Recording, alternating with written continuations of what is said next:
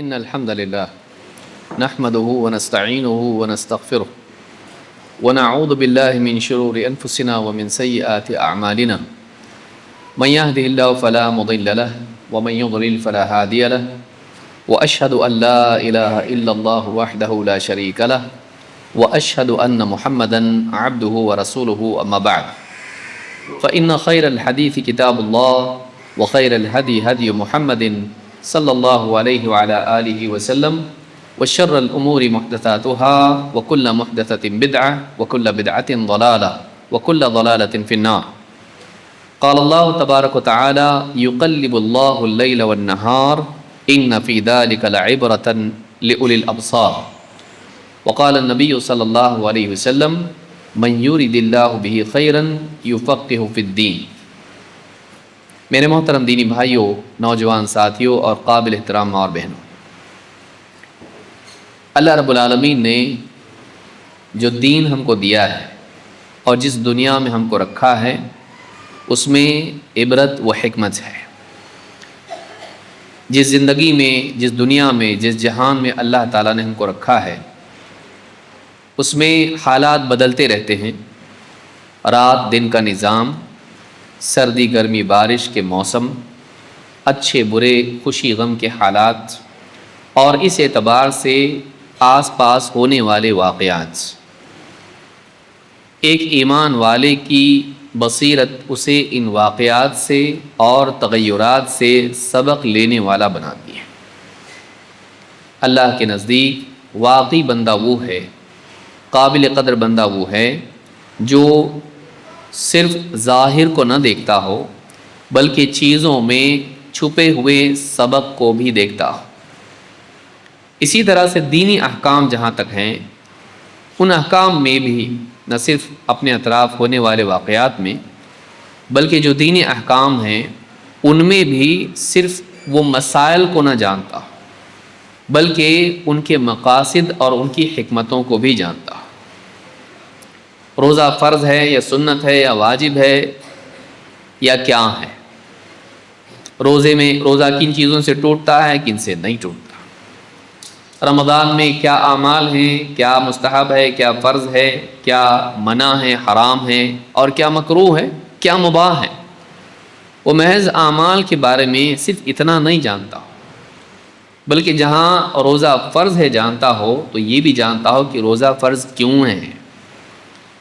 اعمال کی حکمتیں جاننا اور اعمال اور شرعی احکام کے مقاصد کو جاننا ایک انسان کو علم اور بصیرت اور ایمان کی ترقی سے ہمکنار کرتا ہے۔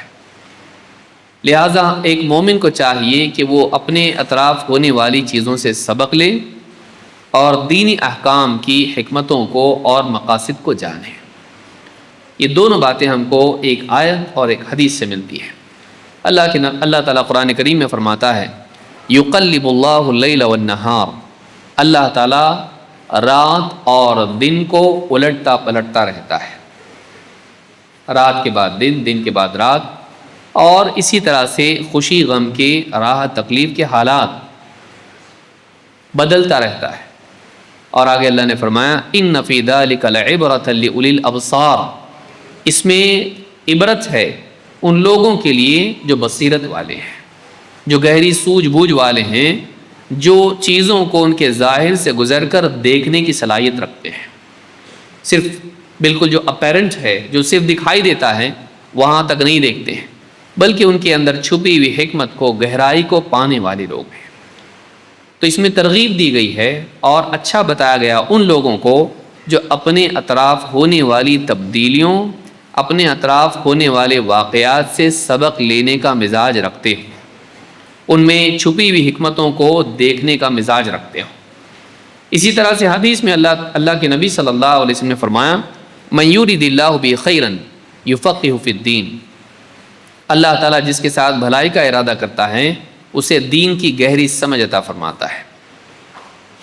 یہاں یہ نہیں کہا کہ بس سرسری باتیں وہ سیکھ لیتا ہے کافی ہے، بلکہ کہا یفقہہ فی الدین، اسے دین کی گہری سمجھ عطا فرماتا ہے۔ اس سے معلوم ہوتا ہے کہ دین کی گہری سمجھ ایک بہت بڑی نعمت ہے کہ جو احکام اللہ نے دیے ہیں، عقائد ہوں، عبادات ہوں، معاملات ہوں، اخلاق ہوں، آداب ہوں، ان کی گہرائی انسان کو معلوم ہو، ان کی حکمتیں، ان کی مصلحتیں انسان کو معلوم ہو۔ اگر یہ معلوم نہیں ہوتا ہے تو عمل تو کر لے گا، لیکن واقعی وہ دین میں اتنا مضبوط نہیں ہو پائے گا، پختہ نہیں ہو پائے گا۔ لہٰذا دونوں چیزیں یاد رکھنے کی ہیں کہ انسان اپنے اطراف ہونے والے واقعات سے سبق لے، اور اسی طرح سے انسان دین کی باتوں میں گہرا علم حاصل کرے، گہری بصیرت حاصل کرنے کی کوشش کرے، جس کا نام تفقہ ہے، یا جس کو آپ حکمت کہہ سکتے ہیں۔ تو یہ دو باتیں یاد رکھنی ضروری ہیں۔ ہمارے سامنے رمضان المبارک کا مہینہ ہے، اور یہ بڑی برکتوں والا مہینہ ہے۔ اللہ کے نبی صلی اللہ علیہ وسلم نے فرمایا، اتاکم رمضان شہر مبارک، اتاکم رمضان شہر مبارک، تمہارے سامنے رمضان کا مہینہ ہے، یہ ایک بڑا ہی مبارک مہینہ ہے۔ اس مہینے میں برکتوں کے دروازے کھول دیے جاتے ہیں، نہ صرف رزق کے اعتبار سے بلکہ ایمان و عمل کے اعتبار سے بھی۔ یہی وجہ ہے کہ ہم دیکھتے ہیں کہ اس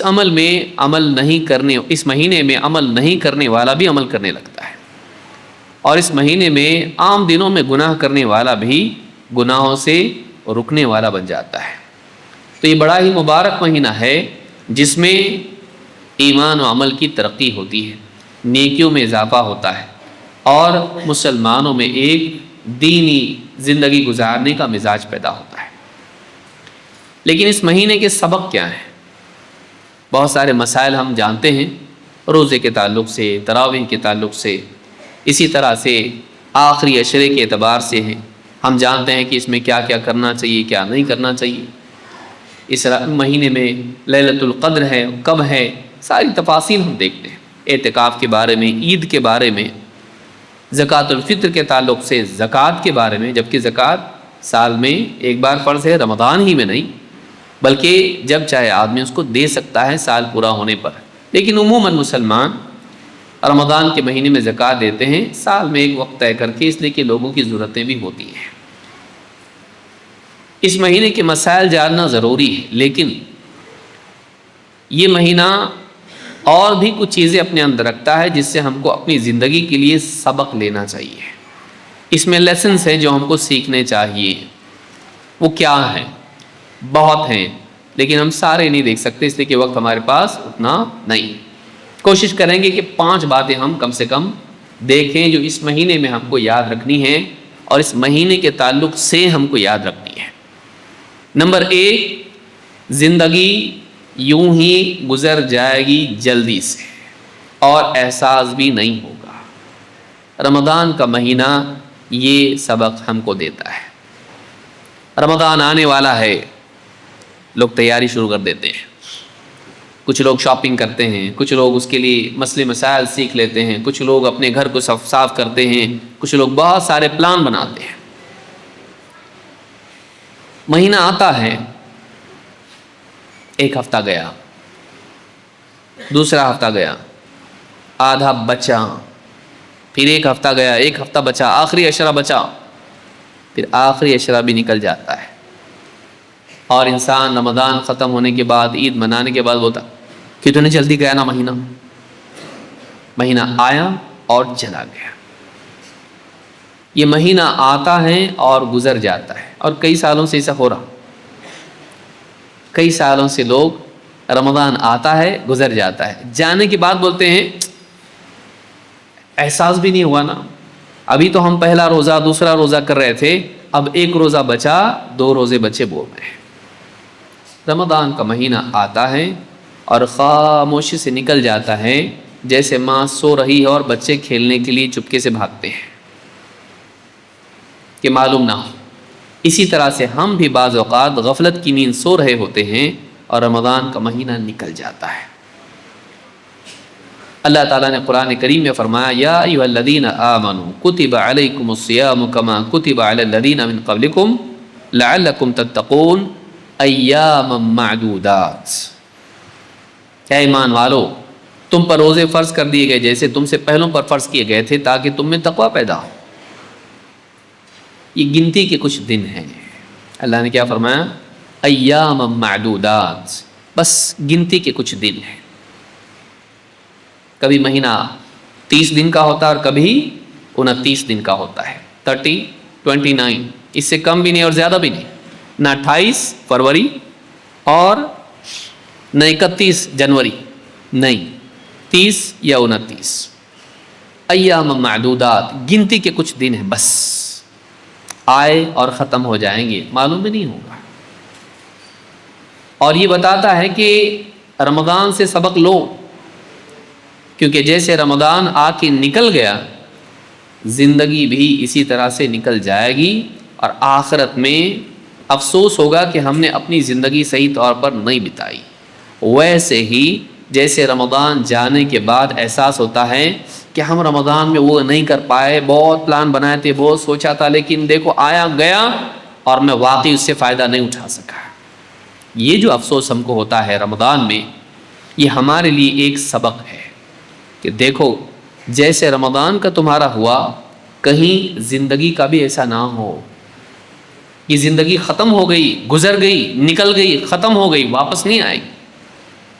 ممکن ہے رمضان واپس بھی آئے اور ایک موقع ملے، کتنوں کو موقع نہیں ملتا. لیکن جو زندگی تم کو ملی ہے، یہ زندگی بھی اسی طرح گزر جائے گی، اور تم افسوس کرتے رہ جاؤ گے جیسے رمضان کا مہینہ چلا گیا اور اب تم افسوس کر رہے ہو کہ تم نے واقعی وہ جو کرنا چاہیے تھا نہیں کیا. سبق لو، قیامت کے دن ایسا ہوگا. اللہ تعالیٰ نے قرآن کریم میں فرمایا وَيَوْمَ يَحْشُرُهُمْ كَأَن لَّمْ يَلْبَثُوا إِلَّا سَاعَةً مِّنَ النَّهَارِ. قیامت کے دن جب انہیں حشر میں جمع کیا جائے گا تو انہیں ایسا محسوس ہوگا كَأَن لَّمْ يَلْبَثُوا إِلَّا سَاعَةً مِّنَ النَّهَارِ، دن کا کچھ وقت، بس اتنی ہی زندگی تھی ان کی دنیا میں. دن بھر میں ایک تھوڑا سا 1-2 گھنٹہ جو ہوتا ہے، ایک ساعت ہوتی ہے، 12 میں سے ایک، بس اتنی ساعتوں میں سے ایک ساعت، ایک گھڑی نکل گئی، بس اتنی ہی زندگی تھی. کیونکہ آخرت کی کبھی نہ ختم ہونے والی زندگی جب وہ سامنے دیکھیں گے تو اپنی گزری ہوئی زندگی اس کے مقابلے میں دن کے تھوڑے سے وقت کے مطابق اتنی کم ان کو محسوس ہوگی. وَيَوْمَ يَحْشُرُهُمْ كَأَن لَّمْ يَلْبَثُوا إِلَّا سَاعَةً مِّنَ النَّهَارِ. کہ قیامت کے دن جب انہیں حشر میں جمع کیا جائے گا تو انہیں ایسا محسوس ہوگا کہ بس ایک پورا دن بھی نہیں، پورا دن بھی نہیں، دن کا بس ایک تھوڑا سا حصہ وہ دنیا میں گزار کے آئے ہیں. یہ سورہ یونس میں آیت نمبر 45 میں اللہ نے بات کہی، بلکہ اور کہا قال، اللہ پوچھے گا ان سے. نہ صرف یہ کہ ان کو محسوس ہوگا بلکہ ان کو احساس دلایا جائے گا کہ آنے والی زندگی کتنی سامنے بڑی ہے، گزری بھی کتنی چھوٹی ہے. کاش کہ تم اس زندگی کو صحیح استعمال کرتے تو ہمیشہ والی زندگی میں پچھتاتے نہیں. قال کم لبثتم فی الارض عدد سنین، اللہ پوچھے گا ان سے زمین میں تم کتنے سال رہے. قال کم لبثتم فی الارض عدد سنین، زمین میں تم کتنے سال رہے ہو. قالوا لبثنا یوما او بعض یوم فاسأل العادین.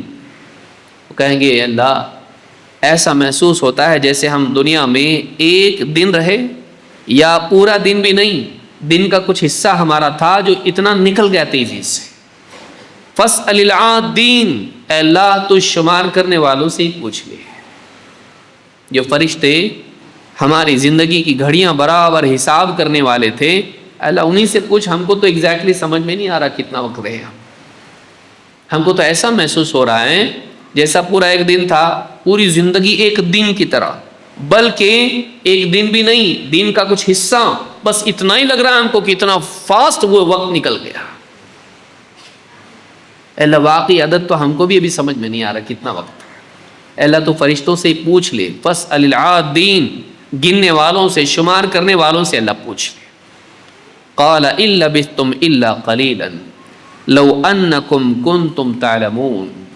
اللہ کہے گا واقعی تم بہت تھوڑا جی کے آئے ہو، آخرت کے مقابلے میں وہ بہت تھوڑا وقت تھا. لیکن اللہ فرمائے گا لو انکم کنتم تعلمون، کاش کہ تمہیں پہلے یہ چیز معلوم ہوتی. اس وقت دنیا کی زندگی میں تم کو محسوس ہوتا، تم سمجھتے، احساس ہو جاتا کہ یہ جو زندگی ہے تھوڑی ہے آخرت کے مقابلے میں، کاش اس وقت تمہاری سمجھ میں بات آتی ہے۔ اللہ تعالیٰ خود کہے گا إِن لَبِثْتُمْ إِلَّا قَلِيلًا، تم تو بہت تھوڑا رہ کے آئے ہو وہاں پہ، ابھی تو پوری زندگی پڑی ہے، جیسا جیے ویسا بھگتنا اب سامنے ہے تمہارے۔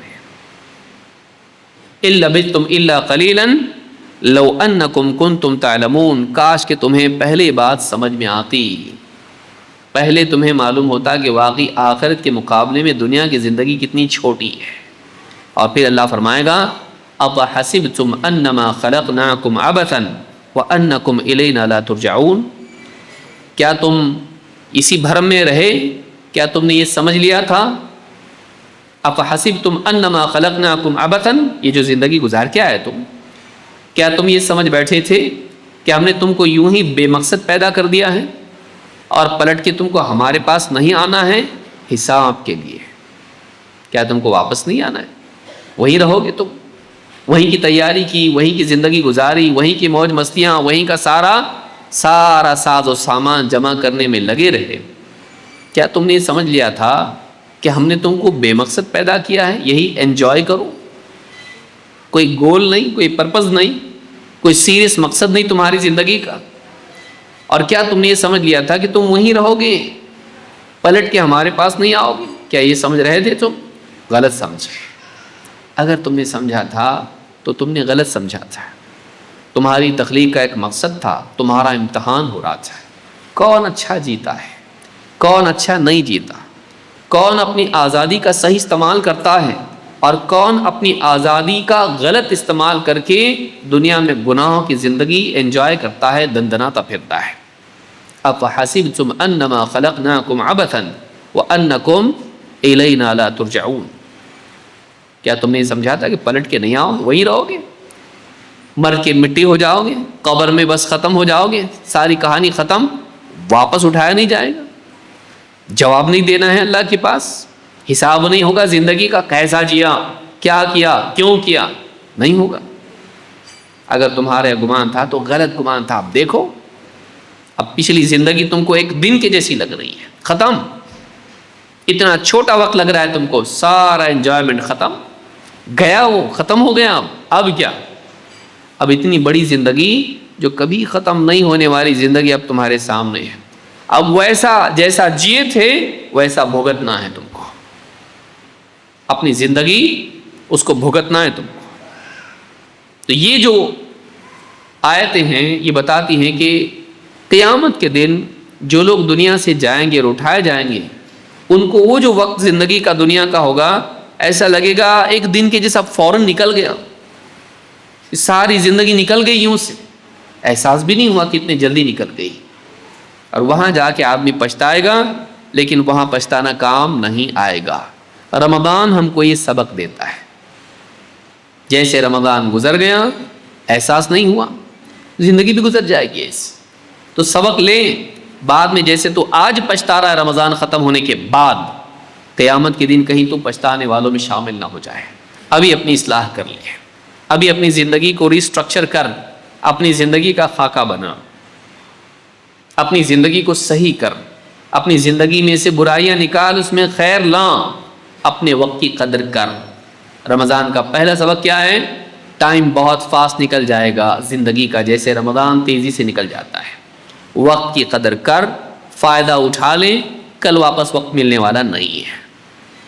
اسی لیے اللہ کے نبی صلی اللہ علیہ وسلم فرماتے ہیں اغتنم خمسا قبل خمس، 5 چیزوں سے پہلے 5 چیزوں کو غنیمت جانو، 5 چیزوں کے ہونے سے پہلے 5 چیزوں سے فائدہ اٹھا لو، صحیح یوٹیلائز کر لو۔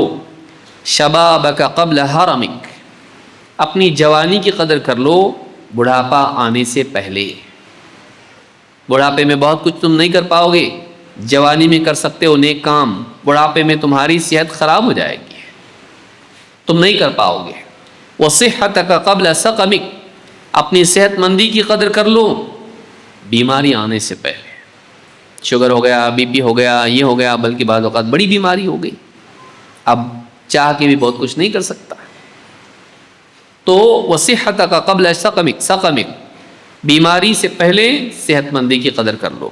وغناک قبل فقرک، وغناک قبل فقرک، محتاجی سے پہلے مالداری کی قدر کر لو. آج جو پیسوں سے تو نیکیاں کر سکتا ہے، کل اگر غربت آ گئی تو بہت ساری نیکیاں تو نہیں کر پائے گا.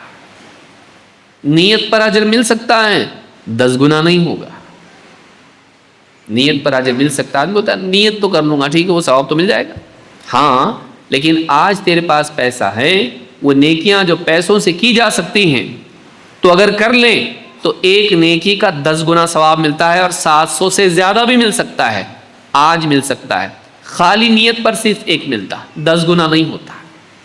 اب تیری مرضی، خالی نیت پر ایک چاہیے یا نیکی کر کے 10 سے 700 تک چاہیے، تیری مرضی. تو مال والا سوچے کہ مال کہاں خرچ کر رہا ہے. وَغِنَاكَ قَبْلَ فَقْرِكَ وَفَرَاغَكَ قَبْلَ شُغْلِكَ، اپنے خالی وقت، فارغ وقت کی قدر کر مشغول ہونے سے پہلے. آج فری ہے، ٹائم ہے، چھٹی کا دن ہے، چھٹی کے دن ہیں، خالی وقت ہے، زیادہ ذمہ داریاں نہیں ہیں. کل کو ذمہ داریاں زیادہ آئیں گی، وقت مشکل ہو جائے گا، تنگ ہو جائے گا، کام بڑھ جائیں گے، مشکلات آئیں گی. ایسے وقت میں جب وقت کم رہے گا تو بہت کچھ کرنا چاہے گا لیکن نہیں کر پائے گا، وقت نہیں. خالی وقت میں فضولیات میں اپنے وقت کو ضائع مت کر. کتنے لوگ ہیں خالی وقت میں بیٹھ کر موبائل فون میں لگے رہتے ہیں، کوئی گیم کھیل رہا ہے، ہاں کوئی بےہودہ ویڈیو دیکھ رہا ہے، ٹائم پاس کر رہا ہے، کوئی فلمیں دیکھ رہا ہے، کوئی کیا کر رہا ہے. خالی وقت ہے، خالی وقت کا غلط استعمال. کل کو جب تو کرنا بھی چاہے گا تیرے پاس وقت نہیں ہوگا، اتنا بزی ہو جائے گا، تو اتنی ذمہ داریاں آ جائیں گی کہ تو چاہ کے بھی نہیں کر پائے گا. کتنے لوگ ہیں آپ دیکھیے، بہت چاہتا ہوں یہ کروں، یہ کتاب پڑھوں، دینی مجالس میں آؤں، یہ کروں، بیٹھ کے عبادت کروں، ذکر تلاوت کروں، بہت چاہتا حفظ کروں، ٹائم ہی نہیں، کیا کروں. بولتے بولتے بولتے صبح کی شام ہو جاتی ہے. انسان کی بچپن سے جوانی اور جوانی سے بڑھاپا آ جاتا ہے. پھر جب بڑھاپا آ جاتا ہے نہیں کر پاتا، چاہ کے بھی نہیں کر پاتا. صحت نہیں، وقت ہوتا ہے صحت نہیں ہوتی ہے. بعض اوقات صحت ہوتی ہے وقت نہیں ہوتا ہے. زندگی یوں ہی نکل جائے گی. وَحَيَاتَكَ قَبْلَ مَوْتِكَ، اور اپنی زندگی کی قدر کر موت سے پہلے. مرنے کے بعد کچھ کرنے کی اپرچونٹی نہیں. چاہے گا تو کرنا، چاہے گا. مرنے کے بعد آدمی چاہتا ہے اللہ دنیا میں واپس بھیج. ربنا ابصرنا وسمعنا فرجعنا نعمل صالحا انا موقنون. جہنمی جہنم میں کہیں گے، قیامت کے دن کہیں گے ربنا ابصرنا، اے ہمارے رب ہم نے دیکھ لیا اب سب، وسمعنا ہم نے سن لیا سب، کیا کرنا چاہیے تھا کیا نہیں کرنا چاہیے تھا، انجام کیا ہے دیکھ لیا، اور کیا کرنا چاہیے تھا، کیا غلط تھا، کیا صحیح تھا، سن لیا ہم نے. تو فرجعنا، اللہ ہم کو ایک بار واپس بھیجتے ہیں دنیا میں، نعمل صالحا، تاکہ ہم نیک عمل کر کے آئیں. انا موقنون، اللہ اب ہم یقین کرنے والے بن گئے، یقین آ گیا ہم، اب کوئی شک نہیں رہا، اب کوئی غفلت نہیں رہی، اب مانتے ہم. ایک اور اپرچونٹی دے، ایک اور موقع دے. موقع واپس ملنے والا نہیں، وہی پہلا اور آخری تھا جو ہم کو ابھی ملا ہوا ہے. یہ ہمارا پہلا اور آخری موقع ہے جو قیامت کے دن وہ لوگ مانگیں گے جنہوں نے اپنا زندگی کو، اپنے موقع کو ضائع کر دیا. وہ مانگنے والے ہیں، وہ ابھی اپنے پاس ہے، ان کے پاس نہیں ہوگا، ہمارے پاس ہے وہ ابھی. ہماری چوائس ہے اس کو صحیح استعمال کرنا ہے یا ضائع کر کے ان کے ساتھ ہونا ہے جو پچھتائیں گے. تو رمضان کا یہ سبق ہے کہ رمضان کا وقت بڑی تیزی سے گزر جاتا ہے اور بعد میں افسوس ہوتا ہے. یہی زندگی کا ہونے والا ہے. اور یاد رکھیں کرنے والا بھی پچھتاتا وہاں پہ، اور کر سکتا تھا میں، کیونکہ جنت کی نعمتیں جب دیکھے گا تو اس کو لگے گا میں اور کرتا تو اور ملتا. اور کرتا تو اور ملتا. تو یہاں پر آدمی کو چاہیے کہ وہ موقع ضائع نہ کرے اور رمضان کا مہینہ بھی ضائع نہ کرے اور اپنی زندگی کے بارے میں بھی سبق لے, زندگی کو بھی ضائع نہ کرے. نمبر 2, رمضان کا مہینہ ہم کو سبق دیتا ہے اور اس سے روزے میں ہم کو یہ سیکھنے ملتا ہے. روزے میں کیا کرتے ہیں ہم لوگ؟ صبح سے شام تک, طلوع سحر سے لے کے مغرب تک بھوکے پیاسے رہتے ہیں.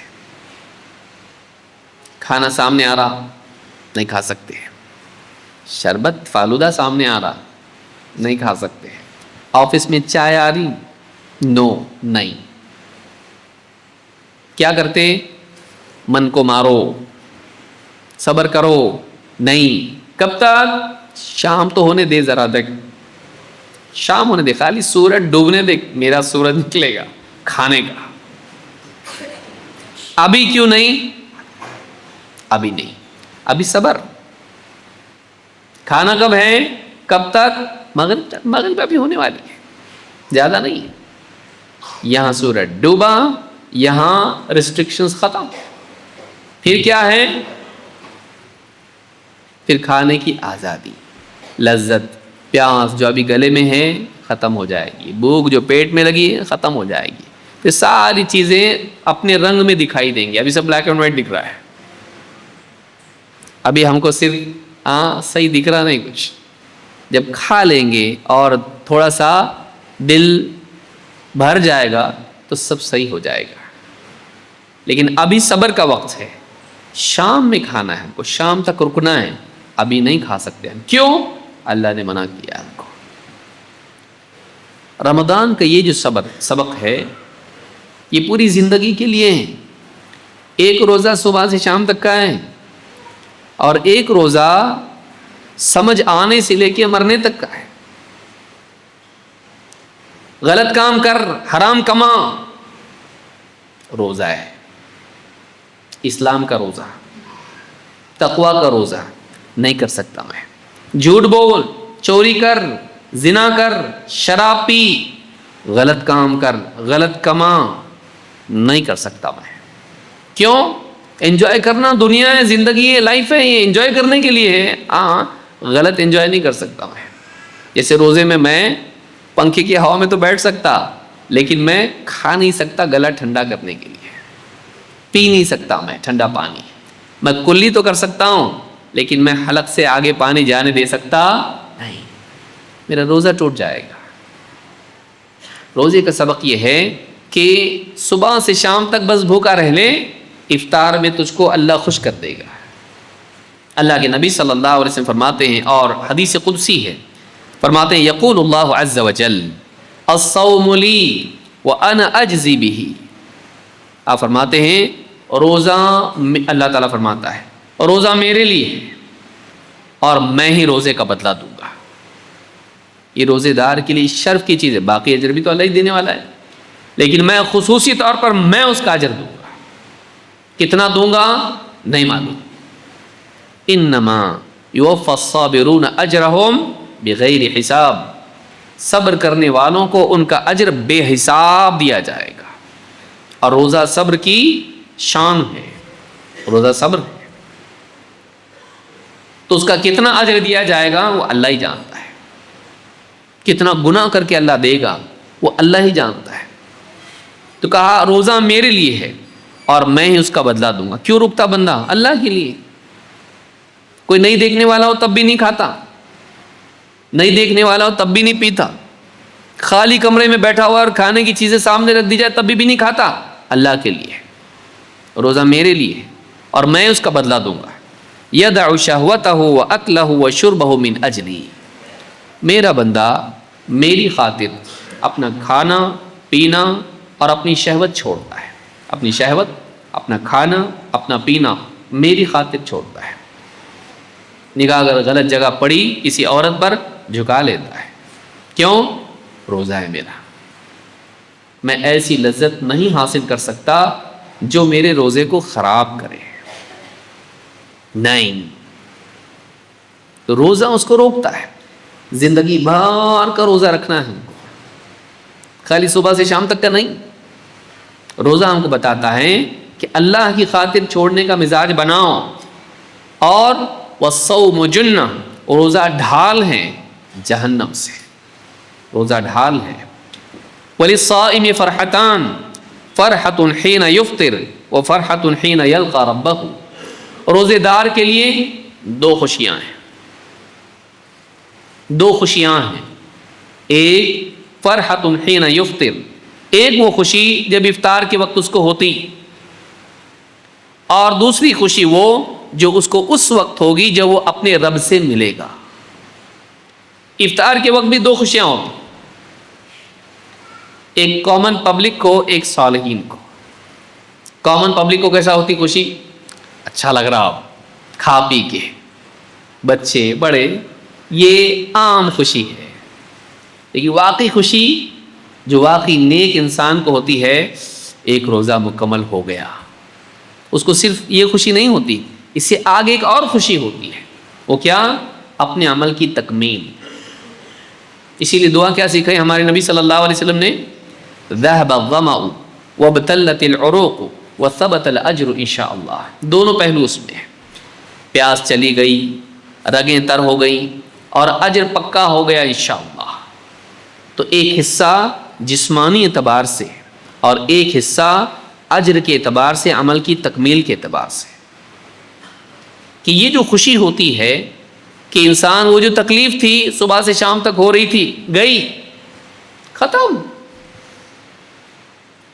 بھوکا تھا، پیاسا تھا، تکلیف ہو رہی تھی، اور سر دکھ رہا تھا، اور پیاس لگ رہی تھی، بات کرنے بھی نہیں آ رہا تھا، چلنے نہیں آ رہا تھا. کوئی پوچھا تو کتنے بجے، تو 2 اشارے سے بول رہا تھا، میں بولنے کو بھی نہیں آ رہا تھا.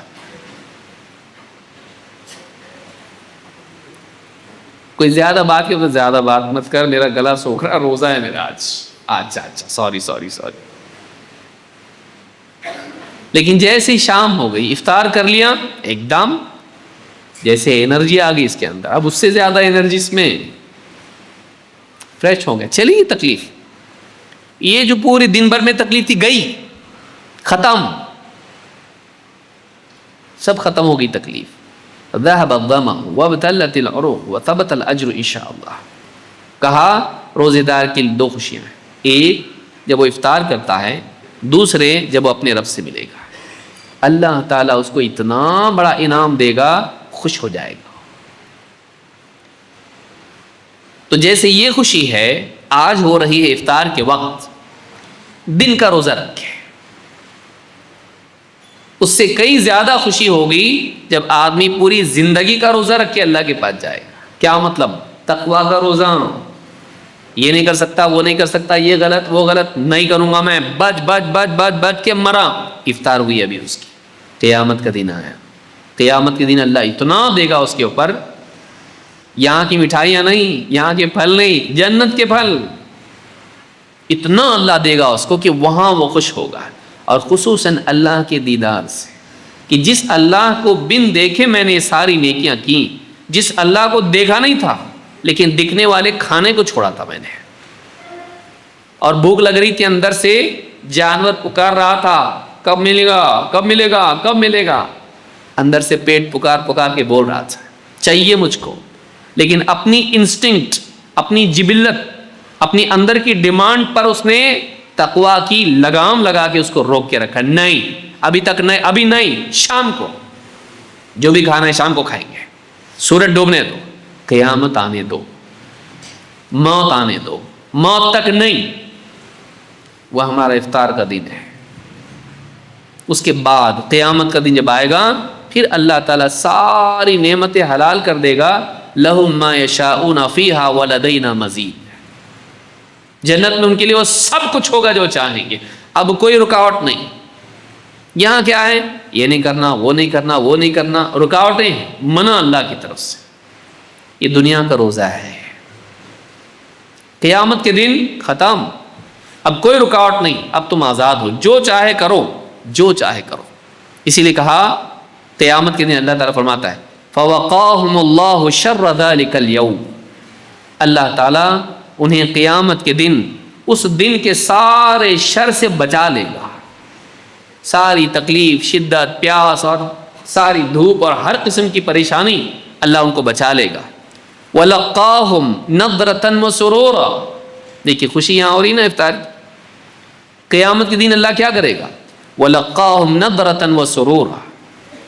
اللہ تعالیٰ انہیں نضرتن تر و تازگی اور سرور خوشی عطا کرے گا.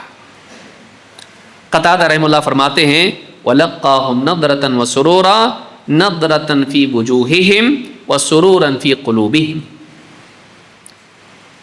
اللہ تعالیٰ انہیں تر و تازگی اور خوشی عطا کرے گا. قتادہ رحمہ اللہ کہتے ہیں کہ ان کے دلوں میں خوشی اور چہروں پر تر و تازگی عطا کرے گا. اللہ تعالیٰ ان کے دلوں کو ایسی خوشی دے گا کہ ان کے چہروں پر اس کے آثار نمایاں ہوں گے. چہرے رونق سے بالکل ایک دم تر و تازہ ہو جائیں گے. کن کے؟ جنہوں نے دنیا میں اللہ کی خاطر صبر کیا. جنہوں نے دنیا میں اللہ کی خاطر صبر کیا. کیوں؟ وَلَقَّاهُمْ نَضْرَةً وَسُرُورًا. انہیں اللہ تعالیٰ تر و تازگی اور خوشی سے نوازے گا. وَجَزَاهُمْ بِمَا صَبَرُوا جَنَّةً وَحَرِيرًا. اور ان کے صبر کے بدلے جو دنیا میں وہ اللہ کی خاطر کرتے رہیں، اللہ تعالیٰ ان کو بطور جزا جنت کا باغ اور بہترین لباس جو ریشم کا لباس ہوگا عطا کرے گا. اللہ کی طرف سے لباس عطا کیا جانا عزت اور احترام ہوگا اس کا. آج بھی کسی کو عزت کرتے کیا کرتے؟ اس کو شال اڑاتے، ہاں اس کو کچھ کپڑا دیتے. عزت کا طریقہ مانا جاتا ہے. پگڑی باندھتے، شال اڑاتے اس کو. لباس کا عطا کرنا بھی ایک اکرام ہوتا ہے. اللہ تعالیٰ نیک بندوں کو اپنی طرف سے لباس عطا کرے گا ریشم کا. ریشم کا لباس ذرا بھی اس میں تکلیف نہیں ہوتی، ایک دم نرم ہوتا ہے. یہ بڑی مشقت اٹھا کے آیا ہے. ایسا لباس اس کو دو جو اکرام والا ہو اور اس میں اس کو نرمی محسوس ہو، اس کو تکلیف نہیں ہو، ذرا بھی نہیں ہو. اور اللہ تعالیٰ ان کو کیا کرے گا؟ جنت کے باغات میں بسے. یہ بڑی دھوپ میں رہ کے آیا ہے.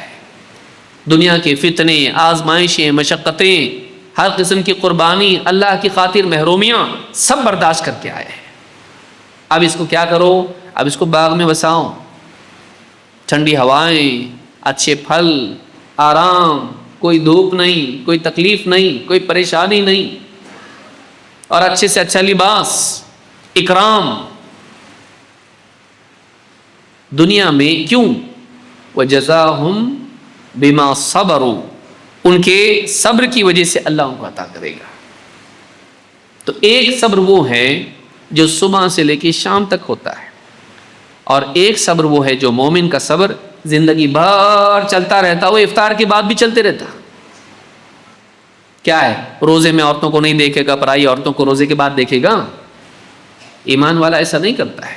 واقعی متقی جو بڑے صبر والا ہیں، بڑے صبر والا، وہ افطار کے بعد بھی صبر کرتا ہے. وہ گالی سے روزے میں بچ رہا ہے، روزے کے لیے، روزے کے بعد بھی بچتا ہے. کیونکہ وہ روزے میں تو غلط تھی، زیادہ غلط تھی، روزے کے بعد بھی غلط ہے، حلال نہیں ہوئی وہ. تو یہ جو صبر ہے یہ زندگی بھر کا ہے. اس صبر کی بنیاد پر اس سے زیادہ خوشی ملنے والی ہے جو اللہ تعالیٰ اس کی پوری زندگی بھر کے صبر کے بدلے اس کو عطا کرے گا. اس لیے کیا کہا؟ روزے دار کے لیے، کیونکہ روزہ ایک نمائندہ ہے تقویٰ کا اور ذریعہ بھی ہے تقویٰ کا. کہ دن بھر کی ٹریننگ ہے اس کو. دیکھ دن بھر بھوکا رہا نا تو، شام میں افطار ملی نا، زندگی بھر ایسا تو بھوکا رہے گا حرام سے. چاہے گا تیرا نفس بھوکا رہے تو، جنت میں اللہ تعالیٰ اس سے بہتر افطار کرائے گا تجھ کو. یہ سبق ہے روزے کا کہ تھوڑا سا ٹائم ہے، صبح سے شام تک رک جا، اس کے بعد پھر مزہ ہی مزہ ہے. زندگی میں مرنے تک رک جا، یہ زندگی بہت تھوڑی ہے، ختم ہو جائے گی، اس کے بعد مزہ ہی مزہ ہے جنت میں. روزہ ہم کو یہ سبق دیتا ہے کہ تھوڑا سا صبر کر لے اللہ کی خاطر، اللہ تعالیٰ بہت بہترین نعمتیں عطا کرے گا. یہ سب گھٹیا نعمتیں ہیں. دنیا کی جتنی نعمتیں سب گھٹیا ہیں، یہ آخرت کے مقابلے میں قابل ذکر بھی نہیں ہے.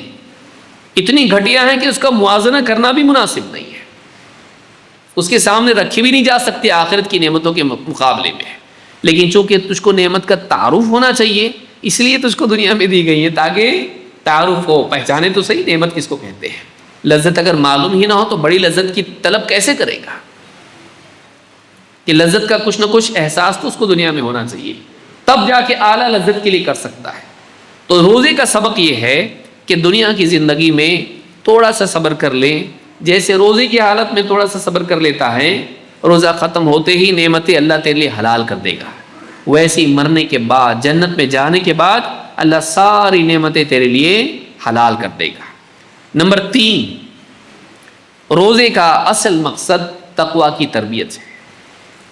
روزے کا سبق کیا ہے؟ رکنے کا مزاج۔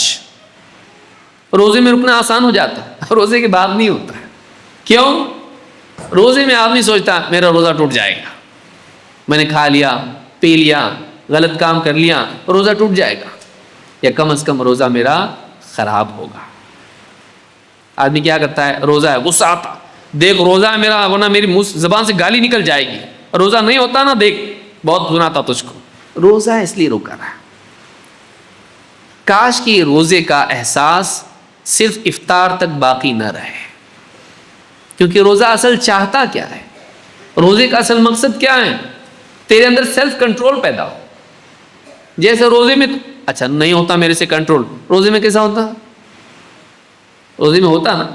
کتنے گالی دینے والے روزے میں نہیں دیتے، کتنے نگاہوں کی حفاظت نہیں کرنے والے روزے میں کر لیتے ہیں، کتنے غلط کام کرنے والے روزے میں رکے رہتے ہیں، سگریٹ بیڑی تمباکو والے آپ دیکھیے روزے میں رکے رہتے ہیں، میرے کو اس کے بغیر نہیں چلتا، ہاں روزے میں رک جاتا، لیکن ہاں جیسے افطار ہوتی بیت الخلاء کے پاس ساری پوری فوج ملتی وہاں پہ مسجد کے باہر، سارے آپس میں شیئرنگ از کیئرنگ، ہاں چلتا وہاں پہ۔ لیکن اب بتائیے تو اب نہیں رک سکتا نا، روزے میں کیسا رکا تو روزے میں رک پایا کہ نہیں رک پایا؟ رکا تو رک سکا، عام حالات میں تو نہیں رک سکتا ہے، روزے کے احساس نے کہ میرا روزہ خراب ہوگا، اس احساس سے تو رک سکا، تیرے لیے ممکن ہوا ہو۔ کیوں نہ تو یہ نیت کر لے کہ زندگی بھر کا میرا روزہ ہے، میرا روزہ خراب ہوگا، ہاں میرا دین خراب ہوگا، میرا دین خراب ہوگا، میرا تقوی خراب ہوگا، میری آخرت خراب ہوگی، اللہ کے ہاں میری تصویر خراب ہوگی، اللہ نہیں پسند کرے گا اس کو کہ مجھے اس حال میں دیکھے۔ عمر بن خطاب رضی اللہ تعالیٰ کہتے تھے حاسبوا انفسکم قبل ان تحاسبوا وتزینوا للعرض الاکبر، اپنا محاسبہ کرو اس سے پہلے کہ اللہ کے ہاں تمہارا محاسبہ کیا جائے، اپنا حساب کر لو اس سے پہلے کہ اللہ کے ہاں تمہارا حساب ہو۔ وَتَزَيَّنُوا لِلْعَرْضِ الْأَكْبَرِ، اور بڑی پیشی کے لیے اپنے آپ کو تیار کرو۔ یہاں لوگوں کے سامنے جاتے ہو تو اچھے لباس میں اچھے حال میں جاتے ہو، تم ان کا لحاظ کر رہے ہو، اللہ کا، اللہ کے پاس اللہ کے سامنے بھی تو پیش ہونا ہے، ایسے حال میں پیش ہو کہ اچھا حال ہو، تمہارا تقوی داغدار نہ ہو، تمہاری دینداری پھٹی ہوئی نہ ہو، جیسے تمہارا لباس تم پسند نہیں کرتے کہ اس میں داغ ہو، پھٹا ہوا ہو۔ وَلِبَاسُ التَّقْوَى ذَلِكَ خَيْرٌ، تقوی کا لباس زیادہ بہتر ہے، لباس تقوی کا نمائندہ ہے۔ اسی لیے عمر بن خطاب رضی اللہ تعالیٰ عنہ جب لمبا لباس دیکھا اللہ کے نبی صلی اللہ علیہ وسلم نے خواب میں، صحابہ نے پوچھا اللہ کے رسول کیا تعبیر لیا آپ نے کہ حضرت عمر کا لباس بہت لمبا تھا کہ گھسٹ کے چل رہے ہیں؟ کہا دین، لباس دین ہے، جیسے اپنے لباس کو بچاتا ہے دین کو بچا، اللہ کے سامنے اچھے حال میں پیش ہونے کی سوچ۔ یہ جو روزہ ہے اس کا مقصد تقوی ہے۔ یہ روزہ اس لیے نہیں کہ تو صرف روزے میں رکے، روزہ اس لیے ہے کہ روزے کی بنا پر ٹریننگ لے کے زندگی میں رکے۔ روزہ اس لیے نہیں ہے کہ بھائی اپنے کو رمضان میں غلط کام نہیں کرنا ہے، ہاں روزے کی حالت میں غلط کام نہیں کرنا ہے، ہاں ہماری سوچ یہ ہے رمضان کا مہینہ چل رہا ذرا رک ہونے دے رمضان اس کے بعد، تو ہم لوگ یہ سمجھتے ہیں روزہ اور رمضان قید خانہ ہے، اس کے بعد ہم جیسے شیاطین آزاد ہو جاتے ہیں ہم بھی آزاد ہو جائیں گے۔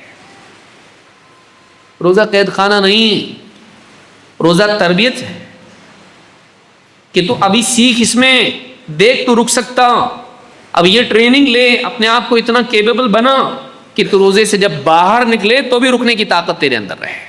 یہ اصل مقصد ہے اس کا۔ کتب علیکم الصیام کما کتب علی الذین من قبلکم لعلکم تتقون، تم پر روزے فرض کر دیے گئے جیسے تم سے پہلوں پر فرض کیے گئے تھے، تاکہ تمہارے اندر رکنے کا مزاج پیدا ہو. یہی تقوی ہے، ایبسٹیننس، سیلف کنٹرول. جیسے تم روزے میں کنٹرول کر پاتے ہو. بھئی گھر کے اندر آدمی بیٹھا ہوا، افطار کا وقت ہو گیا، 10-15 منٹ پہلے بیٹھ گیا، دسترخوان وہ سب سجا دیا گیا اور سامنے سب کھانے پینے کی چیزیں ہیں. اس کا بچہ کوئی کھانے کی چیز کی طرف ہاتھ اٹھاتا، روزہ ہے اس کا، بچے کا بھی، کیا کرتا ہے؟ ہاتھ پکڑ لیتا، بیٹھے نہیں، اب بھوک لگ رہی بہت، نہیں، تھوڑی سی دیر رک جا، بس افطار ہو جائے گی اس کے بعد کھانا ہے اپنے کو. یہ بھی اندر سے اس کو بھی پیاس لگی، کیونکہ آج دن بھر گاڑی پہ گھمائے وہ بزنس کے لیے، کسٹمر ڈھونڈتے ڈھونڈتے ڈھونڈتے تھک گیا ہے، یہاں تک سو کر تلاوت بھی بڑی مشکل سے کر رہا ہے اور جی چاہ رہا ہے صرف اذان ہونے تو دیکھو مجھ کو میری سپیڈ کیسی رہتی، بس رکاؤں میں اذان کی وجہ سے. جیسے اذان ہو گئی کھانا پینا شروع. کیوں رکائے؟ اللہ کی خاطر. اللہ نے منع کیا. ضرورت اندر سے ہے، اندر سے طلب ہے، طلب نہیں ایسا نہیں، طلب شدت سے ہے، لیکن اس شدت کو، اس پر غالب ہونے والی چیز کیا ہے؟ اللہ کا خوف. میرا روزہ خراب ہو جائے گا، بھائی دن بھر بھوکا رہ کے فائدہ کیا؟ روزہ ٹوٹ جائے گا، اللہ کے یہاں گناہگار ہو جاؤں گا. یہ جو احساس ہے کہ میرا روزہ ٹوٹ جائے گا، اگر روزے کے بعد بھی ہم کو احساس ہو کہ میرا تقویٰ ٹوٹ جائے گا، جو کہ روزے کا مقصود ہے. کتنی عجیب بات ہے کہ وسیلے کو تو آدمی محفوظ رکھے اور غایت کو آدمی برباد کر دے. سمجھ رہے ہیں بات کو آپ؟ جو ٹریننگ ہے اس میں پابند تھا، ٹریننگ ہونے کے بعد آزاد ہو گیا، فائدہ کیا ہوا؟ تو ٹریننگ کا فائدہ کیا ہے؟ اور روزہ تربیت ہے تقویٰ کی، رکنے کی کیپیسٹی پیدا کرنے کا کورس ہے یہ اللہ کی طرف سے، کہ مہینہ بھر رک رک رک رک رکنے کی عادت پڑ جائے. حلال سے رک، حرام سے رکنا آزاد ہو جائے گا، آسان ہو جائے گا تیرے لیے. کھانا حلال، پینا حلال، بیوی سے قربت حلال. روزے میں اس سے رک رہا ہے جو حلال ہے. جو آدمی اللہ کی خاطر حلال چھوڑ سکتا ہے وہ اللہ کی خاطر حرام نہیں چھوڑ سکتا. ایسا کیسا مسلمان؟ تو اس نے روزے سے سبق لیا؟ نہیں. تو روزے کا، رمضان کا ایک سبق یہ بھی ہے کہ تو رک سکتا ہے اگر تو اندر سے پکا ارادہ کر لے، لیکن تیرا ارادہ پکا نہیں ہے. وَلَمْ نَجِدْ لَهُ عَزْمًا، تیرا ارادہ پکا نہیں، اس لیے تو رک نہیں پاتا ہے. ارادہ پکا کر، تیرے لیے ناممکن نہیں ہے، تیرے لیے ممکن ہے، لیکن تو بریک ویسا دباتا نہیں جیسا دبانا چاہیے. تو خود ڈھیلا چھوڑ دیتا اس کو اور گناہ میں واقع ہوتا ہے. اگر ایسا تیرے قابو میں نہیں ہوتا تو رمضان میں کیسے رک سکتا تھا؟ روزے میں کیسے رک سکتا تھا؟ رکتا. تو روزے کا یہ سبق ہے. اسی لیے آپ دیکھیں خواہشات کو کنٹرول کرنے کے لیے روزے کو ذریعہ بتایا گیا ہے. یا معاشر الشباب من استطاع منکم الباءۃ فلیتزوج، اے نوجوانوں تم میں سے جو نکاح کی استطاعت رکھتا ہے وہ نکاح کرے. بیوی کی ذمہ داری نبھانے کی کیپیسٹی اس کے اندر ہے، وہ نکاح کرے. فَإِنَّهُ أَغَضُّ لِلْبَصَرِ وَأَحْسَنُ لِلْفَرْجِ، اس لیے کہ نگاہ کو جھکا دیتا ہے اور شرمگاہ کی حفاظت کرتا ہے زناکاری سے، بے حیائی سے. اور اگر نکاح نہیں کر سکتا تو کیا کریں؟ فیس بک پہ فرینڈز بنائیں. جو نکاح نہیں کر سکتا ہے وہ کیا کرے؟ کہا وَمَن لَّمْ يَسْتَطِعْ فَعَلَيْهِ بِالصَّوْمِ، جو نکاح نہیں کر سکتا ہے وہ روزے رکھے.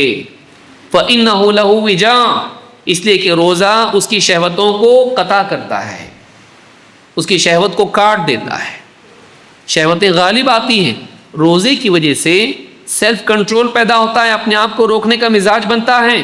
تو اندر سے ڈیمانڈ کے باوجود کنٹرول جب انسان میں آ جائے، دنیا کا کوئی انسان اس کو ہرا نہیں سکتا ہے، کوئی رکاوٹ اس کو کامیاب ہونے سے روک نہیں سکتی ہے. زندگی میں کامیاب ہونے میں بہت ساری رکاوٹیں ہوتی ہیں ہمارے لیے، لیکن وہ چھوٹی رکاوٹ ہوتی ہے. سب سے بڑی رکاوٹ کامیاب ہونے میں ہم خود ہیں. ہماری بے صبری ہم کو وقت سے پہلے قدم اٹھانے پر مجبور کرتی ہے اور ہم ناکام ہو جاتے ہیں، اور ہمارے ہاتھ میں سڑا ہوا کچا پھل آتا، ہم وقت سے پہلے پھل توڑ لیتے ہیں، صبر نہیں کر پاتے، اور کیا ہوتا؟ ہمارے ہاتھ میں کھٹا پھل آتا۔ وہ پیڑ کا قصور نہیں تھا، وہ تیرا تھا، تو نے جلدی کی۔ زندگی میں بہت سی ناکامیوں کا سبب بے صبری ہوتا ہے، بے صبری ہوتا ہے۔ روزہ ہم کو صبر کی تربیت دیتا ہے، پیشنس، سیلف کنٹرول، رک، اندر سے ہو رہا ہاں لیکن رک، پھر بھی رک، اندر سے ڈیمانڈ آ رہی ہے، رک، ابھی ٹائم نہیں آیا، ابھی ٹائم نہیں آیا۔ وقت سے پہلے اقدام ناکامی کی یقینی اس کی سیڑھی ہے، اس کی اوپر والی نہیں، نیچے والی۔ آدمی ناکام اکثر اس وجہ سے ہوتا ہے کہ وقت سے پہلے قدم اٹھاتا ہے۔ روزہ ہم کو تربیت دیتا ہے، رک، اللہ کی خاطر رک، تو کنٹرول کر اپنے آپ کو۔ دنیا کی جتنے بھی کامیاب لوگ ہیں ان کی زندگی میں یہ بہت بڑی چیز پائی جاتی ہے کہ وہ اپنی ذاتی چاہتوں کے مقابلے میں اپنے مقصد کو ترجیح دیتے ہیں، ذاتی چاہتوں کو روک کے رکھتے ہیں، کنٹرول کرتے ہیں اپنے مقصد کے لیے۔ چاہت ہو رہی گھومنے پھرنے جاؤں، کھیلوں، تماشے کروں، دوستوں کے ساتھ پارٹیز میں جاؤں، سب، لیکن نہیں، میرا امتحان ہے، مجھے کچھ بننا ہے۔ چاہت تو ہے، انجوائے کرنے کی چاہت ہے، لیکن مجھ کو انجوائے نہیں کرنا ہے، کنٹرول کرنا ہے۔ جب میں کچھ بن جاؤں گا پھر دنیا بھر میں انجوائے کر سکتا میں، ابھی ٹائم نہیں آیا، ابھی ایگزامس ہیں۔ زندگی کی کتنے معاملات ہیں آپ دیکھیے، اس میں سیلف کنٹرول ہمارے اندر ہونا ضروری ہے۔ روزہ سیلف کنٹرول کی تربیت ہے۔ روزہ ہم کو یہ سکھاتا ہے، جس انسان کو اپنے جذبات پر قابو آ جائے اور وہ جذبات کی بنیاد پر قدم اٹھانے کی بجائے علم اور بصیرت کی بنیاد پر قدم اٹھانے لگے، ایسے انسان کو کامیاب ہونے سے کوئی روک نہیں سکتا ہے، ایسا انسان کامیاب ہوتا ہے۔ لیکن اکثر ناکام کیوں ہوتا؟ اپنی گڑبڑ کی وجہ سے، صبر نہیں، اپنے جذبات پر قابو نہیں، اپنی خواہشات کو کنٹرول نہیں، ایسا آدمی ناکام ہو جاتا ہے، ایسا آدمی ناکام ہو جاتا ہے۔ نمبر 4، رمضان کا ایک سبق یہ بھی ہے کہ ماحول میں عمل کرنا آسان ہوتا ہے کہ نہیں؟ رمضان کا جیسا مہینہ آتا، یہاں تلاوت ہو رہی، وہاں ذکر ہو رہا، وہاں دعائیں ہو رہی ہے، سنتیں پڑھنا آسان، نوافل پڑھنا آسان، صلاۃ الضحیٰ بھی ہو رہی ہے، اور بھی نمازیں ہو رہی ہیں، دینی کتابیں پڑھنے کا ماحول بن رہا ہے، آپس میں دینی گفتگو ہو رہی ہے، مسجدوں میں رونق ہے، گھروں میں رونق ہے، ایک ماحول ہوتا ہے۔ اور اس ماحول میں آپ دیکھیں گے کہ بہت سارے جو سال بھر نہیں کر پاتے اس ماحول میں کرتے ہیں، نہ صرف فرائض کا اہتمام کرتے ہیں بلکہ نوافل کا بھی کرتے ہیں۔ جو عام دنوں میں 5 ٹائم کی نماز نہیں پڑھ پاتا ہے، رمضان میں نماز 5 ٹائم کی تو پڑھتا لیکن اس کے ساتھ ساتھ لمبی لمبی تراویح بھی پڑھتا، عادت نہیں ہے، اور بولتا بھی پاؤں دکھ رہے بہت، عادت نہیں ہے مجھ کو اتنا پڑھنے کی، نماز، پاؤں دکھنے لگتے ہیں، تھک جاتا ہے، اور گھر پہ آنے کے بعد آیوڈیکس، یہ نہ جانے کیا کیا پین کلر جو بھی لگتے ہیں پاؤں پہ لگاتا ہے، بہت دکھ رہا، وزن بھی اتنا زیادہ ہے، عادت نہیں ہے۔ دکان پہ بیٹھنے کی عادت ہے، نماز میں صف میں کھڑے ہونے کی عادت نہیں ہے، لیکن کرتا کیوں؟ ماحول بھی ہوتا ہے، اس میں جذبہ تو ہوتا ہی، لیکن ساتھ ہی ماحول اس کو دھکیلتا۔ جیسے طواف میں آدمی کھڑا بھی ہو جائے تو اپنے آپ طواف ہو جاتا، آدمی طواف میں کھڑا ہو جائے بس پبلک برابر دھکا دے کے اس کو گھما کے لے کے آتی، کیونکہ ماحول میں آدمی کے لیے عمل کرنا آسان ہوتا ہے۔ جب سب کر رہے ہوتے ہیں تو اس کے لیے بھی آسان ہوتا ہے۔ اسے ایک بات یہ معلوم ہوتی ہے کہ ہم کو ایسے ماحول میں رمضان کے بعد بھی رہنا چاہیے جس میں عمل کا مزاج ہو، دینداری ہو، تقوی ہو، گناہوں سے بچنے کا مزاج ہو، اللہ کی خاطر عمل کرنے کا مزاج ہو، نیکیوں کا تذکرہ ہو۔ اگر اس ماحول میں ہم رمضان کے بعد بھی رہیں تو عمل کرنا آسان ہوگا۔ ہم لوگ کیا کرتے ہیں؟ رمضان میں آ جاتے، رمضان کے بعد بولتے رمضان ہو گیا، اب بائے بائے، مع السلامہ، نکل جاتے ہم لوگ یہ سمجھتے ہیں کہ رمضان تک کے لیے ہے، رمضان ختم ہم سلام کر کے نکل جاتے، نہیں، ہم کو رمضان کے بعد بھی اپنے آپ کو ایسے ماحول میں رکھنا چاہیے جو ہمیں عمل کرنے پر مجبور کرے. دینی مجالس، صالحین کی صحبت، مسجد سے جڑے رہنا، جہاں اچھے لوگ بیٹھ کے دینی بات چیت کرتے ہیں، نیک لوگ ان کے درمیان بیٹھنا، ماحول انسان پر اثر ڈالتا ہے. یہ رمضان ہم کو بتاتا ہے. ماحول کی وجہ سے مشکل کام بھی کرنا آسان ہو جاتا ہے. رمضان کا سبق ہے. مثال کے طور پر آپ دیکھیے، حنظلہ الاسیدی کہتے ہیں کننا عند رسول، میں کئی روایت کو جمع کر کے بیان کر رہا ہوں. کننا عند رسول اللہ صلی اللہ علیہ وسلم فوعظنا فذکر النار. اللہ کے نبی صلی اللہ علیہ وسلم کی خدمت میں ہم لوگ تھے، آپ نے ہم کو واعظ و نصیحت کی اور جہنم کا تذکرہ ہمارے سامنے کیا. قال ثم جئت الى البيت فضاحكت الصبيان ولاعبت المرأة. اس مجلس میں بیٹھا، جہنم کا تذکرہ آیا، رونا دھونا ہوا، دل ایک دم نرم ہو گیا. پھر گھر آیا، گھر آنے کے بعد میں اپنے بچوں کے ساتھ ہنسی کھیل میں لگ گیا اور بیوی سے بھی مذاق میں لگ گیا. قال فخرجت، پھر اچانک میں گھر سے نکلا. لقینی ابو بکر فقال کیف انت یا حنظلہ. ابو بکر صدیق رضی اللہ تعالیٰ مجھ سے ملے اور پوچھا اے حنظلہ کیا حال ہے؟ قال قلت نافق حنظلہ. میں نے کیا کہا؟ حنظلہ منافق ہو گیا. منافق کس کو کہتے ہیں؟ ظاہر میں کچھ ہو، باطن میں کچھ ہو.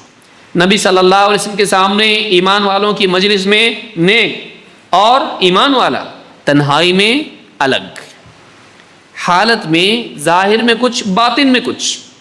انہوں نے اپنے آپ کو سمجھا وہاں تو کتنا دیندار بنا رہتا، روتا، ہاں اللہ کی یاد آتی، آخرت کی یاد آتی، وہاں کیسا، اور گھر پہ آ کے مذاق میں لگ گیا. وہاں جہنم پہ رو رہا ہے اور گھر پہ آ کے ہنستا ہے. رونا ہنسنا دیکھ، وہاں حالت کچھ، یہاں حالت کچھ. منافق ہو گیا. کنا فقہم والا. قال سبحان اللہ ما تقول. کہا سبحان اللہ، کیا بات کرتے ہو؟ ابو بکر صدیق رضی اللہ عنہ کہا سبحان اللہ، ایسی کیسی بات کر رہے ہو؟ منافق ہو گئے، جان ہے مسلمان آدمی ہے، اچھا انسان ہے. کہا سبحان اللہ، ایسی کیسی بات کرتے ہو کہ منافق ہو گیا میں؟ قال قلت نكون عند رسول الله صلى الله عليه وسلم يذكرنا بالنار والجنة حتى كأن رأي العين، حتى كأن رأي عين.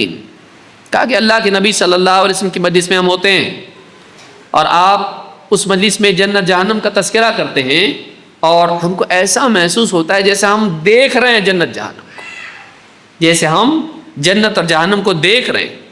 فَإِذَا خَرَجْنَا مِنْ عِنْدِ رَسُولِ اللَّهِ صلی اللہ علیہ وسلم عَافَسْنَا الْأَزْوَاجَ وَالْأَوْلَادَ وَالضَّيْعَاتِ فَنَسِينَا كَثِيرًا. لیکن جب باہر نکلتے ہیں مسجد سے، اس مجلس سے باہر نکلتے ہیں، بیوی بچے اور اپنی تجارت اور گھر بار اس میں لگ جاتے ہیں اور سب بھول جاتے ہیں وہ جو اس مجلس میں ہوا تھا، ذہن سے وہ اوجھل ہو جاتا ہے. قال ابو بکر فواللہ انا لنلقى مثل هذا. اب ان کو کنونس کر رہے تھے ایسا نہیں ہے. جب انہوں نے بتایا ایسا ہوتا ہم کو، بولے ہاں ایسا تو ہم کو بھی ہوتا ہے، ایسا تو ہم کو بھی ہوتا ہے کہ اس مجلس میں ہماری کیفیت بہت ہائی لیول کی ہوتی ہے ایمانی اعتبار سے، گویا کہ ہم آنکھوں سے دیکھ رہے جنت جہنم کو، لیکن ہم بھی بیوی بچوں میں جاتے ہیں تو اس میں کھو جاتے ہیں اور وہ اثر ختم ہو جاتا ہے. تو ایسا تو ہم کو بھی ہوتا. تو ایک سے کتنے ہو گئے اب؟ دو. کہتے ہیں کہا کہ انطلق بنا الی رسول اللہ صلی اللہ علیہ وسلم. ابو بکر صدیق نے کہا چلو جا کے نبی صلی اللہ علیہ وسلم سے اس بارے میں پوچھتے ہیں، یہ تو بڑا مسئلہ ہو گیا، تو یہ سیریس معاملہ ہے. فانطلقت انا وابو بکر حتى دخلنا على رسول اللہ صلی اللہ علیہ وسلم. میں ابو بکر صدیق رضی اللہ تعالیٰ دونوں کے دونوں اللہ کے رسول صلی اللہ علیہ وسلم کی خدمت میں حاضر ہوئے. قلت نافق حنظلہ. میں نے اللہ کے رسول صلی اللہ علیہ وسلم کے پاس جا کے کہا اے اللہ کے رسول نافق حنظلہ تو یا رسول اللہ، اے اللہ کے رسول حنظلہ منافق ہو گیا ہے، حنظلہ منافق ہو گیا ہے. اپنا نام لے کے بول رہے ہیں حنظلہ منافق ہو گیا ہے. فقال رسول اللہ وما ذاک. اللہ کے رسول صلی اللہ علیہ وسلم پوچھا کیا ہوا کیا ہوا؟ قال قلت یا رسول اللہ نكون عندك نذكرنا تذکرنا بالنار والجنہ حتی کأننا رأی عین فإذا خرجنا من عندك عفسنا الازواج والاولاد والضیعات نسینا کثیرا. کہا کہ اللہ کے رسول ہم آپ کی مجلس میں ہوتے ہیں، آپ جنت جہنم کا تذکرہ کرتے ہیں تو اس سے ایسا محسوس ہوتا ہے جیسے ہم اپنی آنکھوں سے دیکھ رہے ہیں، لیکن پھر بیوی بچوں میں جاتے ہیں انہی میں کھو کے رہ جاتے ہیں اور سب بھول جاتے ہیں، تو ساری کیفیت ہماری زائل ہو جاتی ہے. فقال ابو بکر وانا قد فعلت مثل ما فعل. ابو بکر صدیق رضی اللہ تعالیٰ نے بھی کہا اور اللہ کے رسول مجھ کو بھی ایسا ہوتا، یہ اکیلا نہیں ہے، میں بھی آیا ہوں، میرا بھی یہی حال ہے، میرا بھی. دیکھیے وہ فکر کرتے تھے، ذرا سی کیفیت بدل گئی وہ فکر کرتے تھے اپنے دل کی. ہماری کیا سے کیا کیفیت ہو جاتی ہے، پتھر جیسا ہو جاتا، دل احساس بھی نہیں ہوتا ہم کو. وہاں رو رہے تھے، گھر پہ آ کے ہنسنے لگے. یہ چینج نہیں، اتنا چینج بھی وہ برداشت نہیں کر رہے ہیں، اس کو بھی نفاق شمار کر رہے ہیں، اس کو بھی اپنی دینداری میں عیب ایمان کی خرابی شمار کر رہے ہیں. اتنی فکر ہے. ویسے جیسے ایک آدمی کو اپنے پاس جتنے پیسے ہوتے ہیں، تھوڑے پیسے کم ہو گئے تو فکر ہو جاتی ہے ابھی اور کم ہوتے چلے جائیں گے. لیکن دینداری، ایمان، تقوی، کیفیت، اس کیفیت کا کھونا ان کو عیب محسوس ہوا کہ وہ فیلنگز جو وہاں پہ ہوتی وہ ضائع نہیں ہونا چاہیے، وہ مجھ کو چاہیے. وہ چلی گئی میری فیلنگ تو میں کہیں منافق تو نہیں ہوں کہ چینج ہو گیا میں. ابو بکر صدیق رضی اللہ تعالیٰ کہتے ہیں کہ اللہ کے رسول مجھے بھی ایسا ہوتا. فقال رسول اللہ صلی اللہ علیہ وسلم والذی نفسی بیدہ ان لو تدومون علی ما تکونون عندی وفی الذکر لصافحتکم الملائکۃ علی فرشکم وفی طرقکم. کہا اگر تمہاری ویسی حالت جیسی یہاں ہوتی ہے، ہر وقت تمہاری ویسی حالت رہنے لگے تو تم سے فرشتے تمہارے بچھونوں میں اور تمہاری راستوں میں تم سے مصافحہ کرنے لگیں گے. کیا فرشتہ بننا چاہتے ہو؟ یعنی انسان ہے، اس کی حاجتیں ہیں، فرشتہ اس کو کوئی ضرورت ہی نہیں ہے، وہ ہر وقت اس لیول پہ ہیں، ساری چیزیں دیکھ رہا ہے، اس کی نہ حاجت ہے، نہ شہوت ہے، نہ ضرورت ہے، نہ کچھ ہے. تم لوگ ہو یہاں ہو تو یہاں جیسے گھر میں جاؤ گے وہاں تم اس میں بزی ہو جاؤ گے، تجارت میں جاؤ گے وہاں بزی ہو جاؤ گے. تم انسان ہو، فرشتے نہیں ہو. اگر تم ایسے ہو جاؤ گے، فرشتے مسافر کرنے، فرشتوں سے ملاقاتیں ہونے لگیں گی تمہاری. ایسے تھوڑی نہ ہو تم فرشتوں کی طرح، تم انسان ہو. اسی لیے کہا وَلَكِنْ يَا حَنْظَلَةُ سَاعَةً وَسَاعَةً، سَاعَةً وَسَاعَةً، 3 مرتبہ آپ نے کہا سَاعَةً وَسَاعَةً. لیکن حنظلہ کبھی کبھی کبھی کبھی کبھی کبھی 2 معنی علماء نے اس کے ذکر کیے ہیں. ساعتن و ساعہ، ایک معنی یہ ہے کبھی ایسا ہوگا اور کبھی ویسا ہوگا. مجلسوں میں آپ کی حالت ایسی ہوگی اور پھر گھر گرستی میں تجارت میں ویسی ہوگی، ایسا بھی اور ویسا بھی. یا اے حنظلہ ساعتن و ساعہ، کبھی کبھی ایسا ہوگا، ہر وقت ایسا نہیں ہوگا. یہ جو ہائی لیول کی ایمان کی کیفیت ہوگی ہر وقت نہیں رہے گی، کبھی کبھی ہوگی. جب تم دینی مجلسوں میں بیٹھو گے، تذکرہ آئے گا، تب جا کے ویسا ہوگا، ہر وقت ایسا نہیں ہونے والا ہے. اس حدیث کو، اس واقعے کو امام مسلم نے اپنی صحیح میں روایت کیا ہے. اس پورے واقعے سے ایک بات، بہت ساری باتیں اس میں ہیں لیکن بنیادی بات اس میں لینے کی یہ ہے اس مجلس میں کیفیت کیسی تھی. وہ اثر کس کا تھا؟ ماحول کا. گھر پہ آئے کیا اثر ہوا؟ ایسا. وہ کس کا اثر تھا؟ ماحول کا. تجارت میں گئے غفلت طاری ہوئی، اثر کس کا تھا؟ ماحول کا. اس کا یہ مطلب نہیں کہ آپ تجارت کو نہیں جائیں اور یہاں سے گھر نہیں جائیں، دینی مجالس چھوڑ کے گھر پہ نہیں جانا یہ مطلب نہیں ہے، تجارت میں نہیں جانا یہ مطلب نہیں. مطلب یہ ہے کہ اگر ہم دینی مجالس چھوڑ دیں اور گھر اور تجارت ہی میں لگے رہیں، دل کا حال کیا ہوگا؟ دل کا حال کیا ہوگا؟ اس لیے بار بار دینی مجالس میں آنا ضروری ہے. نہیں میں آن لائن سنتا، نہیں میں یہ کرتا ہوں، نہیں. دینی مجالس کا اپنا ایک اثر ہوتا ہے، اس ماحول کا ایک اثر ہوتا ہے. ہم صرف علم کے لیے دینی مجالس میں نہ آئیں، ہم اپنے ایمان کی تازگی کے لیے مجالس میں آئیں. اس کو یاد رکھیے. کون سا ٹاپک ہے؟ ماں باپ کے بارے میں. کون سا ٹاپک ہے؟ آخرت کے بارے میں. یہ تو سب سنے ہوئے ہیں. سنا ہوا ہے، تو آنے کی نیت علم کی تھی اس لیے نہیں آیا کیونکہ تجھ کو معلوم ہے. کاش کہ تو یہ سوچتا سنا ہوا ہے لیکن اثر کے لیے آ رہا ہوں ابھی میں، کہ جو سنا ہوا ہے اس مجلس میں بیٹھوں گا پھر سے وہ تازہ ہوگا اور وہ کیفیت قلب پر طاری ہوگی. اور وَإِذَا تُلِيَتْ عَلَيْهِمْ آيَاتُهُ زَادَتْهُمْ ایمانا، جب اللہ کی آیتیں سنتے ہیں تو ان کے ایمان بڑھ جاتے ہیں. تو میں صرف علم کے اضافے کے لیے نہیں آ رہا ہوں، میں اپنے ایمان کے اضافے کے لیے آ رہا ہوں. جیسے صحابہ دینی مجالس میں بیٹھتے تھے ان کا ایمان بڑھ جاتا تھا، ان کی کیفیات ہائی لیول کی ہوتی تھی. اگر ہم نہیں آئیں گے تو نہیں ہوں. کھانے کی لذت الگ ہے، پینے کی لذت الگ ہے، لباس کی لذت الگ ہے، دنیا کی شہوتوں کی لذت الگ ہے. یہ جو لذت ہے وہ کہیں اور نہیں ملتی ہے، جو انسان کو بہتر انسان بناتی ہے. یہ جو ایمان کی لذت ہے یہ دینی مجالس میں ملتی ہے، اللہ اور اس کے رسول کی اور سلف کے واقعات کے سننے کے بعد. وہ جو کیفیت ہے اس کیفیت کے لیے دینی مجالس میں آنا چاہیے. تو رمضان کا سبق یہ ہے کہ ماحول کا انسان پر اثر ہوتا ہے، اور عام آدمی عام دنوں میں جو نہیں کر پاتا ہے اس عمل ماحول میں کرتا ہے، اور دنوں کی کیفیت ہوتی ہے. دینی مجالس میں آئیں، دینی مجالس میں آتے رہیں، اور ایسا ماحول جہاں دینی گفتگو ہوتی ہے، نیک لوگ نیکیاں کرتے ہیں، اپنے آپ کو اس ماحول سے رمضان کے بعد بھی جوڑے رہیں تاکہ آپ کا ایمان تازہ رہے اور عمل کا جذبہ بڑھے. نمبر 5 آخری، ماشاء اللہ ہم ٹائم کے حساب سے صحیح چل رہے ہیں. 5ویں چیز یہ ہے کہ رمضان کا ایک سبق یہ ہے کہ رمضان میں ایک آدمی جیسے اکسانے کے باوجود بھی بے قابو نہیں ہوتا. جیسے کوئی جھگڑا کرے، دیکھ میرا روزہ ہے. اللہ کے نبی صلی اللہ علیہ وسلم کیا فرماتے ہیں؟ اذا اصبح احدکم یوما صائما فلا يرفث ولا يجهل. جب بھی تم میں سے کسی کا روزہ ہو، چاہے فرض ہو نفل ہو، فلا يرفث ولا يجهل، نہ وہ کوئی بے حیائی کا کام کرے اور نہ کوئی جہالت کی حرکت کرے.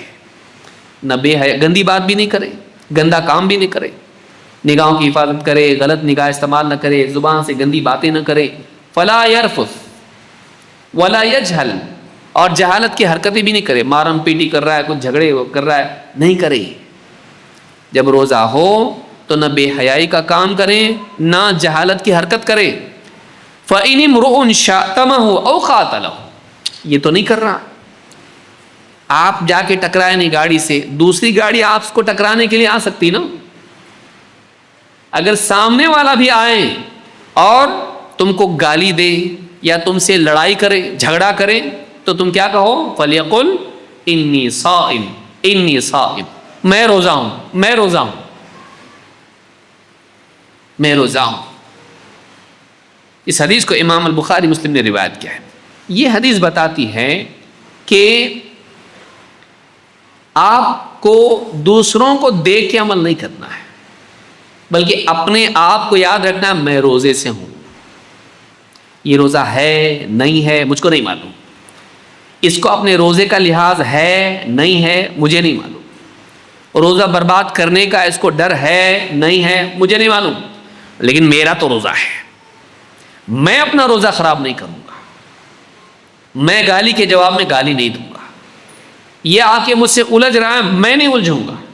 میں برائی کا جواب برائی سے نہیں دوں گا، گناہ کا جواب گناہ سے نہیں دوں گا، گھٹیاپن کے جواب میں گھٹیاپن پر نہیں اتروں گا. جیسا یہ کر رہا میں ویسا نہیں کروں گا، کیونکہ میرا روزہ ہے، میرا روزہ ہے.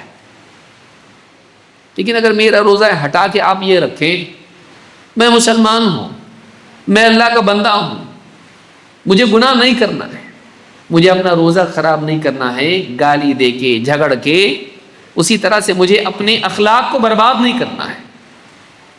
اس کی غلط بات کے جواب میں غلط بات کروں، گالی کے جواب میں گالی دوں، اور بدتمیزی کے جواب میں بھی بد اخلاقی کروں.